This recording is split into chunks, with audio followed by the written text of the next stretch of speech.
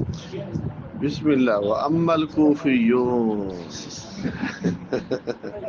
محرم میں کوفیاں آتا تو پھر تذکرہ ہونا چاہیے تھا نا. فَحُجَّتُهُمْ فِي بَيْعِ الثِّمَارِ مُطْلَقًا قَبْلَ أَن تُزْهِيَ. ان کی دلیل کے پھلوں کو بیچا جا سکتا ہے مطلقاً قبل ان تزیہ اظہار سے پہلے، یعنی پکنے سے پہلے، مطلقاً یعنی بغیر کسی شرط کے، نہ بشرط شرط طبقیہ ہو نہ شرط قطع ہو، قطع اور طبقیہ کی شرط کے بغیر. خیر تو ہے ٹنڈی ٹنڈ، اللہ خیر کرے ہیں.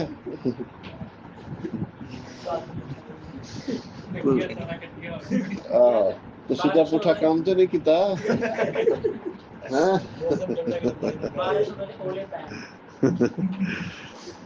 اچھا، ابن عمر کی روایت جو صاحب دیکھیں، ایک دم بڑا اہم مسئلہ، بڑا اہم اور ایک بڑا زبردست قاعدہ آئے گا آج. رسول صلی اللہ علیہ وسلم نے فرمایا من باع نخلا، پہلے آپ سے سوال کروں گا پھر جواب دوں گا. آپ نے نبی صلی اللہ علیہ وسلم نے فرمایا من باع نخلا، جس نے کھجور بیچی تعبیر شدہ تو اس کا پھل بائے کے لیے ہے، کیونکہ محنت اس نے کی ہے. الا ان یشترطها المبتاع، الا یہ کہ مشتری شرط لگائے. اناف کا استدلال کیا ہے؟ کہتے جب جائز ہے کہ مشتری یہ شرط لگا سکتا ہے اس کی المبتاع مشتری، یعنی تعبیر شدہ پھل درخت کے پھل کی مشتری شرط لگا سکتا ہے کہ یہ درخت میں اس شرط پر لوں گا کہ اس کا پھل میرا، اس کا پھل میرا. تو جاز بیعہ مفردن، تو پھر اس پھل کی اکیلے بیع بھی کی جا سکتی ہے. یہاں بھی تو مشتری پھل لے رہا ہے، اور لے بھی کون سا پھل لے رہا ہے؟ جو ابھی درخت کی ابھی تعبیر ہوئی ہے، اس کے اوپر بور تک بھی نہیں نکلا، اس کا پھل وہ لے سکتا ہے. تو وہ پھل جو پیدا تو ہو چکا ہے لیکن پکا نہیں ہے، تو قبل الذہب اس کو کیوں نہیں لے سکتا؟ اس کو تو بالاولیٰ لے سکتا ہے. دیکھیں نا، درخت ہے اس کی تعبیر ہوئی ہے، اب یہ خرید رہا ہے اور یہ کیا کہتا ہے کہ اس کا پھل بھی میں لوں گا. اب پھل کیا، اس کا تو ابھی بور بھی نہیں نکلا، تو یہ اس کا پھل کی شرط لگانا اور خریدنا درست ہے. جب یہ درست ہے تو وہ اکیلا پھل اگر وہ خریدتا ہے قبل الذہب، جو پھل وجود میں آ چکا ہے البتہ پکا نہیں ہے، قبل الذہب ہے، تو وہ تو بالاولیٰ خرید سکتا ہے. جب تعبیر والا خرید سکتا ہے پھل تو قبل الذہب وہ تو بالاولیٰ خرید سکتا ہے. یہ انہوں نے کیا کیا ہے؟ قیاس کیا ہے. اب آپ بتاؤ یہ قیاس درست ہے کہ نہیں ہے؟ بات سمجھے کہ نہیں؟ ادھر اکیلا پھل نہیں خرید رہا، اصل خرید رہا ہے درخت، پورا درخت، اور پھل ضمناً ہے. زیر بحث مسئلہ میں وہ صرف قبل الذہب پھل خرید رہا ہے. بات سمجھ آئی کہ نہیں؟ تو یہ قیاس درست نہیں ہے. تو تعبیر والا جو ہے نا وہ پھل خرید سکتا ہے، کیوں کہ وہ خود سارا درخت ہی خرید رہا ہے. اس کو فقہا قاعدہ فقہیہ میں یہ کہتے ہیں یجوز طبعا ما لا یجوز استقلالا، یجوز طبعا ما لا یجوز استقلالا. گل تیری ٹھیک ہے، عربی یاد کر ما لا یجوز، کہ کوئی چیزیں ضمناً تو ٹھیک ہوتی ہیں، مستقلاً الگ ٹھیک نہیں ہوتی. اگر وہ الگ پھل لیتا ہے تو وہ ٹھیک نہیں ہے، لیکن وہ درخت سمیت لیتا ہے تو وہ ٹھیک ہے. اس کی سادہ سی مثال آپ کو دوں. ایک ہے جنین کی بیع، گائے ہے اس کا حمل. ایک ہے یہ بیچنا کہ یہ گائے کے اندر جو حمل ہے وہ میں فروخت کروں گا، گائے نہیں فروخت کرنا، حمل یہ فروخت نہیں کر سکتا. لیکن وہ حمل پلس گائے دونوں ملا کے فروخت کر سکتا ہے. تو بات سمجھ آئیے کہ نہیں؟ یجوز طبعا ما لا یجوز استقلالا. ماشاءاللہ کام کردا ہے ہوا شوا لگدی ہے کاری دا دماغ تے کاریاں دا بڑا چلدا ہے پر چلان تے آن تے پیچھے ہوئے بس انی ایک جگہ میں چیتی کرو ہاں جی بولی جواد گل بڑی کہ نہ کیوں چل توریہ کیتا جھوٹ نہیں بولا توریہ ابراہیم علیہ السلام نے نہیں کیا بل فعلہ کبیرہم ھذا بعض بچیاں دی بڑیاں قیمتی چیزاں ہو گئی ان کی نظراں سارے ہی چھوڑ بعض بچیاں دا نام ہے صحیح ہو قیمتی چیز ایک بھی نہیں لبھی اسے چلو تو اگلا پیریڈ شروع ہو جانا ہے اچھا وحمل الحدیث اور معمول کیا انہوں نے حدیث کو جو آئی ہے نہی عن بیع الثمار قبل ان تزہی اس کا کیا جواب دیتے ہیں یہ معمول ہے ندب پر تو آپ کو بتایا ہے ان دونوں روایتوں میں سیدھے سے تضاد ہی نہیں ہے بات سمجھ رہی کہ نہیں اور ان کا ایک اور استدلال جو مروی زید بن ثابت سے وہ کہتے ہیں کان الناس رسول کے دور میں پھلوں کی خرید و فروخت کرتے تھے بدو الصلاۃ سے پہلے خرید و فروخت کرتے تھے فَإِذَا جَدَّ النَّاسُ وَحَاضَرَ تَقَاضِيهِمْ قَالَ الْمُبْتَاعُ جب لوگ کٹائی کر لیتے وَحَاضَرَ تَقَاضِيهِمْ اور قرض لینے والے آ جاتے تو مشتری کیا کہتا ہے جی اصاب الثمر الدمان پھل کو تو کیڑا لگ گیا ہے اصابہ ما اضر به اس کو تو وہ چیز لگ گئی ہے جو اس کو نقصان دیتی ہے قشام مراز یہ آفتوں کے نام ہے کیڑا لگ گیا ہے اس سے بعد پھل چنگا نہیں ہویا لعاہات آفات جس کا وہ ذکر کرتے پھر جھگڑے زیادہ ہو گئے نبی صلی اللہ علیہ وسلم کے بعد تو نبی علیہ السلام نے کل مشوراتن کہا یشیر علیہ بات سمجھ آئی کہ نہیں اب حدیث کی مننی نہیں حدیث سنو حدیث ہے تعویلہ کرنی ہے نے ہاں مشوراتن کیا سمجھ آئی کہ نہیں قانون نہیں کیا مشورہ یشیر بھی مشورہ دیتے ہوئے ان کو کیا کہا لا تبیع الثمر حتی یبدو صلاحها تو یہ بات نہیں کہ غلط ہے بات سمجھے مشورے کا قاعدہ ہے ضابطہ ہے اچھا بعض اوقات انہوں نے کیا کہا ان المعنی علت الذی دل علیہ الحدیث جس پر حدیث دلالت کرتے اس قول میں حتی یبدو صلاح سے مقصد کیا ہے ظہور التمرہ پھل کا ظاہر ہو جانا دلیل نبی علیہ السلام کا فرمان آرائیت بتاؤ ان منع اللہ الثمرۃ اگر اللہ پھل روک دے تو تم ان میں سے اپنے بھائی کا مال کیوں لیتا ہے جس کا مطلب یہ ہے اصل مقصود کیا ہے یبدو اصلاح سے مراد کیا ہے پھل کا ظاہر ہونا سمجھ رہی اور یہاں پھل ظاہر ہو چکا ہے چاہے پکا نہیں ہے بات سمجھ رہی کہ نہیں تو یہ توجیہ غلط ہے کیوں کہ منع اللہ الثمرہ اس ثمرہ سے مراد وہ ثمرہ کچا نہیں ہے ثمرہ سے پکا ثمرہ ہے کیوں پہلے کیا کہا ہے بدو صلاح بات سمجھ رہی کہ نہیں اگر اس سے وہ کچا مراد ہو تو پہلے پھر منع کرنے کا کوئی فائدہ ہی نہیں ہے بات سمجھ رہی کہ نہیں پھر منع کرنے کا کوئی فائدہ ہی نہیں ہے کہ لا تبیع الثمرۃ حتی یبدو صلاحها وقد کان یجب واجب تھا ان حضرات پر جن کوفیوں نے یہ بات کہی ہے وقد کان یجب علی من قال من الکوفین بهذا القول ولم یکن یرى رأی ابی حنیفہ کہتا ہے جن کوفیوں کا یہ موقف ہے کہ جی مطلقاً پھل کو بیچا جا سکتا ہے ولم یکن یرا اور وہ یہ نہیں دیکھتا رائے ابو حنیفہ رحمہ اللہ کی اس بارے میں کہ من ضرورت بیع الثمار ابو حنیفہ نے آگے یہ بھی تو کہا ہے نا کہ اس طرح کے پھل کی بیع ہو جاتی ہے تو لازماً قطع بھی کیا جائے قطع کی بھی تو پھر ابو حنیفہ کہتے ہیں نا تو جو اس موقف کو لیتا ہے ابو حنیفہ کے موقف کے دو حصے ہیں جی قبل الذهب بیچ سکتے ہیں دوسرا حصہ کیا ہے کہ قطع ضروری ہے اب جو ابو حنیفہ رحمہ اللہ کی پہلے موقف کو تو لیتا ہے کہ قبل الذهب بیچا جا سکتا ہے لیکن قطع والی بات کو نہیں لیتا تو کان یجب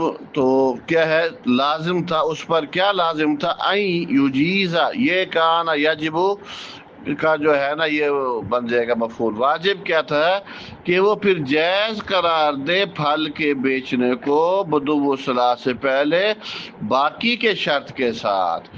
پھر تو وہ گویا کہ وہ جائز قرار دے رہا ہے کیا کہ بدو صلاح سے پہلے پھل کو بیچا جا سکتا ہے بشرط تبقیہ کے ساتھ بھی. تو یہ پھر ابو حنیفہ کے موقف کے ساتھ کلی موافقت تو نہ ہوئی نا، جزئی موافقت ہوئی. بیچنے کے اندر تو موافقت ہے لیکن قطع والے مسئلے میں موافقت نہیں ہے. تو جمہور معمول کرتے ہیں وہ کیا، جواز بیع ثمار بشرط قبل الاضحاء یا علی الخصوص. وہ معمول کرتے ہیں کہ جائز ہے پھل کو بیچنا پکنے سے پہلے کی شرط کے ساتھ خاص شکل میں. وہ خاص شکل کیا ہے، جب پھل کو مال اصل یعنی درخت سمیت بیچا جائے. پھل درخت سمیت اگر بیچا جائے پھر وہ کچے پھل کی بیع ہو سکتی ہے، لیکن صرف پھل کچا درخت نہ ہو پھر اس کی بیع درست نہیں ہے. یجوز طبعا ما لا یجوز استقلالا. اچھا، وَأَمَّا شِرَاءُ الثَّمَرِ پھل کو خریدنا مطلقاً بعد الذهب پکنے کے بعد. وہ مسئلہ ختم، نیا مسئلہ. ایک آدمی پکنے کے بعد پھل پک گیا ہے، یعنی جیسے پیلا ڈھوکا ہو گیا یا سرخ ہو گیا ہے، امرار اصفرار ہو گیا ہے، اب وہ خریدتا ہے. اب وہ نہ قطع کی شرط نہ تبقیہ کی شرط. تو کہتے ہیں فلا خلاف افری، اس میں کوئی اختلاف نہیں، ٹھیک ہے، کیوں پک گیا ہے. اب وہ فوراً اتارے تب بھی ٹھیک ہے، ڈوکے استعمال کرے، یا ڈوکے نہیں استعمال کرنا چاہتا وہ رکھ لے، پک جائے بالکل تب استعمال کر، ٹھیک ہے. والاطلاق فی عند جمہور فقہاء الامصار، اور اطلاق اس میں جمہور فقہاء امصار کے ہاں، یعنی یہ مطلقاً خریدنا یہ تقاضا کس کا کرتا ہے، تبقیہ کا کرتا ہے. کہ کیا مطلب، گویا کہ اس کو باقی رکھے گا. دلیل نبی علیہ السلام کا فرمان ارأیت ان منع اللہ الثمرہ. تو اس سے دلال کس طرح ہے، وجہ دلیل منہ، کہ جو جوائح آفات ہوتی ہیں یہ آتی ہیں بالعموم پھلوں پر بدو صلاح سے پہلے پہلے آتی ہیں. آندیاں شاندیاں بدو صلاح سے پہلے آتی ہیں، بدو صلاح کے بعد نہیں آتی الا قلیلا مگر کیا بہت کم. ولو لم یجب فی المبیع، اگر نہ واجب ہو نہ ثابت ہو مبیع میں بشرط تبقیہ، تو لم یکن ہنالک جائحۃ تتوقع، تو وہاں کوئی آفت ہی نہیں ہے جس کی کوئی امید ہو. تو وکان ھذا الشرط، تو پھر یہ شرط یعنی تبقیہ کی شرط لگانا باطلاً ہے ہی باطل. یعنی پکنے کے بعد اب وہ خرید رہا ہے تو اب شرط تبقیہ لگانا یہ فضول ہے، یہ اس کی ضرورت نہیں ہے. کیوں ضرورت نہیں ہے؟ کہ اس شرط کا مقصد یہ اس وقت تھا جب آفات کا اندیشہ ہو.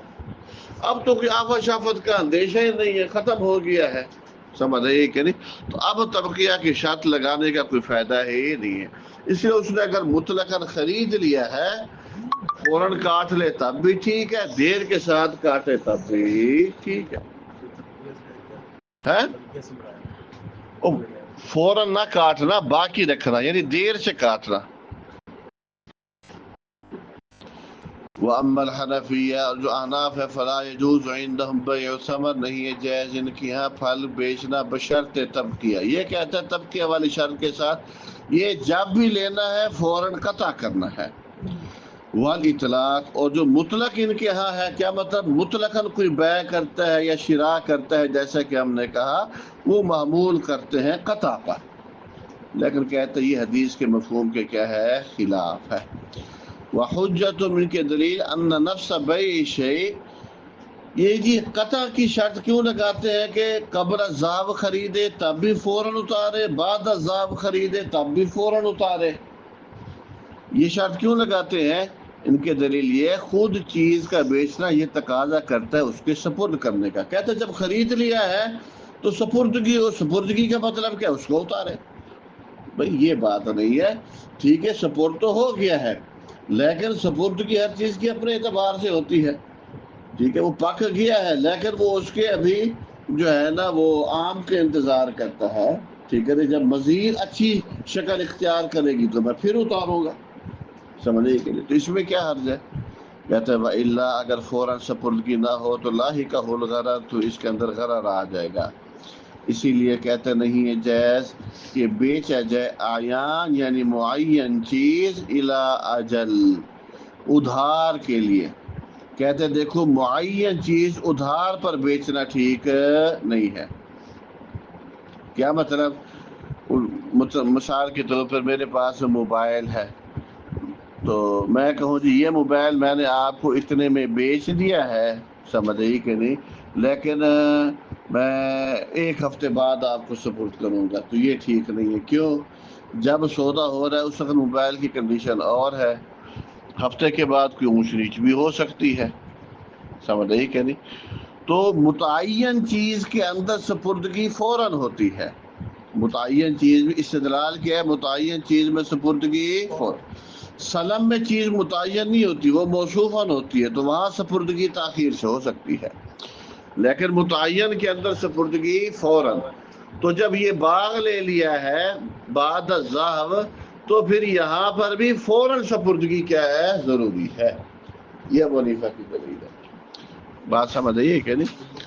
لیکن یہ ہے کہ جیسے پیچھے بات گزری نا، ایک سپردگی اور ایک سپردگی پر قدرت دے دینا. جب بندے نے قدرت دے دی تو گویا کہ سپرد کر دیا. اور بات سمجھ رہی کہ نہیں؟ اور یہ پیچھے مسئلہ آیا تھا اشب وغیرہ کا کہ 1 مہینے کے لیے گوشت خریدا ہے یا دودھ خریدا ہے، سمجھ آئیے کہ نہیں، تو پیسے اس نے سمجھے کہ دے دیے ہیں، اور گوشت یا دودھ تو وہ رفتہ رفتہ اس میں لے گا. تو جواب کیا تھا کہ وہ کیا کہتے تھے کہ اس نے اس کو دے تو دیا ہے نا، قدرت تو دے دی ہے، تمکن دے دیا ہے. بات سمجھے کہ نہیں؟ تو جب قدرت دے دی ہے، اب آپ سپرد ہو کہ اب اس کی مرضی، وہ لیٹ کرتا ہے یا جیسے کرتا ہے اس کی مرضی. اور یہ ایسے ہے نا جیسے خلوت، دیکھیں نا مثال کے طور پر رخصتی ہو گئی ہے، رخصتی ہو گئی ہے، اب جو ہے نا وہ دلہن کمرے میں بھی آ گئی ہے، سمجھ، بندے نے کنڈی بھی لگا دی ہے، سمجھے کہ نہیں، تو اب وہ طلاق دے دیتا ہے. اب حق مہر پورا ہوگا کہ حق مہر آدھا ہوگا، سمجھے کہ نہیں. تو ایک رائے یہ ہے کہ حق مہر پورا دینا پڑے گا. کیوں؟ جب کنڈی لگا لی ہے، وہ بیٹھی ہے، تو اس نے اپنے آپ کو آپ کے سپرد کر دیا ہے. تو ہن فائدہ نہیں چکے تھے تو آپ نے چکیا، چنی نہیں کی تو خود نے نہیں کی نا، اس نے تو انکار نہیں کیا نا، یا تو وہ انکار کرتے پھر بات تھی. تو قدرت پر یعنی انتفاع پر قدرت دے دینا یہ بھی ایسے ہے گویا کہ اس نے آپ کو انتفاع دے دیا، سپرد کر دیا. اچھا جمہور اس کی جواب کیا دیتے ہیں؟ جمہور کہتے ہیں بیع الثمار یہ مستثنا ہے من بیع الاعیان الی اجل سے، متعین مدل چیز سے بیع الثمار والی بات مستثنا ہے. کیوں؟ کیونکہ جو پھل ہوتا ہے ممکن ہی نہیں ہوتا کہ یہی بسک اللہ دفعتاً تیار ہو جائے سارا ایک ہی دفعہ. تو خلاصہ یہ نکلا، کہتے ہیں کوفیوں نے جمہور کی مخالفت کی ہے بیع الثمار میں 2 جگہ پر. ایک تو یہ کہ قبل الذہب بیع کے جواز میں، کہ کوفی کہتے ہیں قبل الذہب بیع ہو سکتی ہے، جمہور کہتے ہیں قبل الذہب بیع نہیں ہو سکتی. اور دوسرا کیا؟ فی منع تبقیتها بشرط بعد الاظہار، جمہور کہتے ہیں بعد الذہب وہ پھل کو باقی رکھ سکتا ہے، دیر سے اتار سکتا ہے، لیکن ابو حنیفہ کیا کہتے ہیں کہ نہیں، فوراً اتارے. ابو حنیفہ کیا کہتے ہیں کہ وہ فوراً اتارے، یہ بعد تبقیہ کی شرط ہو یا مطلق عقد کے ساتھ ہو. تو کہتے ہیں وخلافہم فی الموضع الاول، حنفیوں کا اختلاف پہلی جگہ میں زیادہ قوت والا ہے بنسبت ان کے اختلاف کے دوسری جگہ میں، یعنی قطع والی شرط میں، وَإِنْ أَزْهَا اگرچہ پھل پک بھی چکا ہو. یعنی 2 جگہ، لیکن پہلے اختلاف میں کچھ نہ کچھ وزن ہے، دوسرے میں تو کوئی وزن ہی نہیں ہے. وَإِنَّمَا كَانَ، اس لیے کہتے ہیں ان کے اختلاف کرنا پہلی جگہ میں یہ زیادہ اقرب ہے. کیوں؟ وہ زیادہ سے زیادہ بنتا ہے کہ 2 متضاد روایتوں میں تطبیق دینا. یعنی 2 متضاد روایتیں کیا ہیں؟ ایک نہان بیع الثمر حتی یبدو صلاحها، اور دوسری ہے من باع نخلا قد ابرت. تو چلو انہوں نے تطبیق دی ہے اپنے اعتبار سے، تو انہوں نے تطبیق کیا دی ہے کہ جو ناہی ہے یہ ناہی تنزیہن ہے، چلو تطبیق دی ہے، ٹھیک ہے نا. یہ الگ بات ہے، ہم ان دونوں میں تضاد نہیں سمجھتے. چلو یہ تضاد سمجھتے ہو تو اس میں انہوں نے کیا دی ہے؟ تطبیق دی ہے، سمجھے کہ نہیں. لیکن دوسری جو بات ہے یہ تو عقل کی بھی بالکل خلاف ہے. جب پھل بالکل تیار ہو چکا ہے اس کے بعد وہ خرید رہا ہے، اور کئی پھل پہلے تیار ہوتا ہے کئی بعد میں تیار ہوتے ہیں، تو فوراً تمام کا قطع کرنا یہ کہاں کی عقل مندی ہے؟ تو بس دوسرے مسئلہ کے اندر ان کا جو اختلاف ہے اس میں کوئی وزن نہیں ہے. من باب الجمع بین حدیث ابن عمر متقل، اس لیے کہ یہ چیز مروی عمر بن خطاب سے بھی عبداللہ بن زبیر سے بھی. یعنی پہلے اختلاف میں چلو کچھ صحابہ کے آثار تو ہیں، دوسرے میں تو کوئی بھی ان کے ساتھ نہیں ہے.